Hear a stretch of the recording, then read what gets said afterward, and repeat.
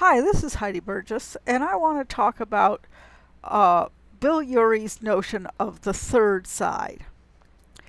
He presented this idea in a book with the same name that came out in 1999 and the second edition in 2000. And he also has a website, thirdside.williamurey.com, where he has a lot of information about the third side. The basic idea of the third side is that there are 10 different roles that need to be played in any major or intractable conflict in order to bring about sustainable peace. And these roles are grouped into three layers or levels. The first one is the level of prevention, and this is what you want to do when a conflict is just starting and you're trying to prevent it from getting serious, or after you've come up with a peace agreement, you will use prevention roles to try to stop conflict from re-erupting. If prevention doesn't work by itself, you then need any of four, and most likely all four, resolution roles, which include mediator, arbiter, equalizer, and healer. I didn't say before, but I should have, that the prevention roles are provider, teacher, and bridge builder. And if resolution doesn't work, then you're left with the three containment roles: witness, referee, and peacekeeper. In very difficult, intractable conflicts, Urey says that you need all 10 roles working at once in order to be able to bring about effective peacemaking and peace building. Let's look at each one of these roles in a little more detail. First, the prevention roles. Providers share resources and knowledge. They give others a sense of security, and most importantly, they help ensure that fundamental human needs are met. Now, you may remember from an earlier video that John Burton and other human needs theorists argue that when basic human needs such as security or identity are threatened, that's a recipe for what John Burton called deep-rooted and we call intractable conflicts. So if providers can help provide those basic human needs, be they things shown in this picture where interaction is engaged in humanitarian assistance and simply providing food, water, and shelter, providers can also provide a sense of security or secure identity that will do a lot to reduce the intensity of a conflict and make it less likely to escalate further. The next prevention role is bridge builders. Bridge builders bring people together to help establish personal relationships. Bill Urey, just like John Paul Lederach, focuses on the centrality of relationships in conflicts. And if you can turn people who are stereotyped, who are seen as non-human, seen as simply the enemy, into real live people who, if you get to know them, you'll figure out are a lot like you, that can go a long way towards de-escalating conflict and working towards peace. This picture here talks about what I know as Neve Shalom, or the Arab name for it, and I don't know if I'm pronouncing this right, is Wahat al-Salam. This is a school that is and a village that is equidistant from Tel Aviv and Jerusalem in Israel, that has Palestinians and Israeli Jews living together and going to school together and humanizing each other. And the people who set up this school and have made it possible for many, many years are acting as bridge builders and have done a great deal in that community to try to de-escalate the conflict, at least among some of the people. The last prevention role is teacher. Sometimes people really don't know any alternative to fighting. They don't see any way to get their needs met without violence.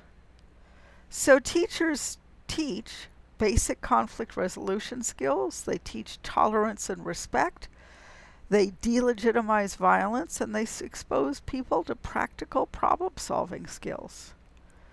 The picture here is an online trainer's manual for training youth in Sudan on peace building, written by Charlotte Hulley. And it's available, and many others like it are available on the web. You can see the URL here and also in the transcript. So if you can diffuse a conflict enough with the teacher role, the bridge builder role, and the provider role, you may not end up with an intractable conflict. But if you do, you need to move on to the 4 resolution roles. The first resolution role is equalizers. When you have a very unbalanced power situation, it's very difficult to negotiate a lasting settlement because the more powerful party will undoubtedly prevail. The less powerful party will maintain its grievances, and eventually the conflict is likely to re-arise. Equalizers are one way to avoid this. They empower the weak and the unrepresented so that they can negotiate a fair resolution. This involves bringing the powerful groups to the table, helping in international conflicts to build collaborative democracies, and supporting such things as nonviolent action as opposed to violence. The picture here is taken from a video that was produced by New York Times correspondent Nick Kristof that was called Waiting for Gandhi. And it was about how some Palestinians were being trained to use nonviolence and were trying to use nonviolence in the Palestinian-Israeli conflict to try to persuade Israel to treat them differently and, if not resolve, transform that conflict into something more constructive. A second resolution role is the more common one that we all know about, which is mediators. Here's a picture of Jimmy Carter at the end of the Camp David negotiations with Sadat and Begin. Mediators bring the parties to the table, they facilitate communication, and they help people search for and reach a mutually satisfactory solution. While mediators can suggest ideas, and of course Jimmy Carter suggested many, they cannot make the decision. The decision has to be made by the disputants themselves. This is in contrast to arbiters, or more commonly called arbitrators, who are neutral third parties just like mediators are. But arbiters listen to the arguments, they examine the facts, and then they make a decision. So justices in any sort of court are arbiters. Alternative dispute resolution arbitrators are also arbiters.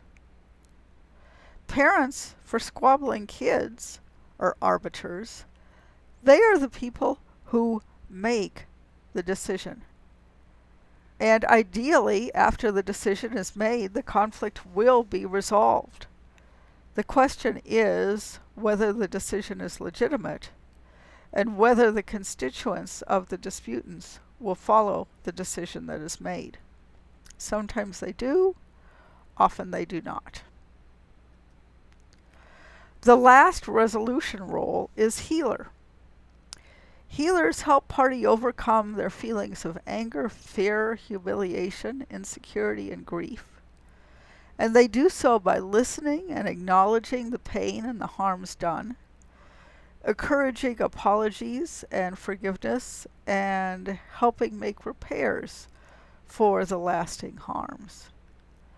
An example of this was the South African Truth and Reconciliation Commission, which encouraged telling of stories, listening to those stories, and encouraging apology and forgiveness, and at times making reparations. These four roles, equalizers, mediators, arbiters, and healers, sometimes will be enough to resolve the conflict. But in true intractable conflicts, they are not. In this case, you need the last three roles, the containment roles. These include witnesses, who watch out for early warning signals of conflict escalation. They patrol and report violence, and they call attention to potential violence to other community members who they then hope will do something. So they don't act themselves to stop the violence. They just watch. This picture here is a very moving story of a peace builder, Ryan Boyette, who was profiled again by Nick Kristof.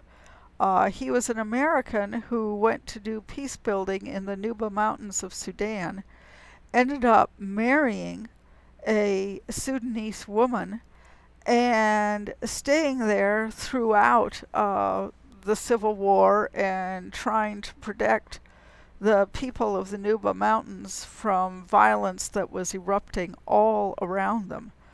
So he watched and witnessed and let the West know about what was going on in the Nuba Mountains and brought light to what could have been, it is a terrible tragedy, but it could have been a lot worse if nobody had known about what was going on. A second containment role is referee. Referees establish rules for fair fighting, they take away dangerous weapons, and they strengthen defenses. The international campaign to ban landmines, which actually created a landmine treaty and has gotten rid of landmines in large numbers of places around the world, is a great example of referees doing very important work. And the last containment role is a better known one of peacekeepers, who provide protection, standing in between the warring parties, enforcing the peace physically, and preempting violence before it starts. Oftentimes in severe conflicts, all 10 of these roles are needed simultaneously. And this is what Bill's take is on systemic peace building, is combining all 10 roles, not organizing them, not directing them like you would do with a complicated situation, but having all 10 roles played out simultaneously, building on each other, creating synergies like Louise Diamond talked about in her notion of multi-track diplomacy. This is another take on that idea.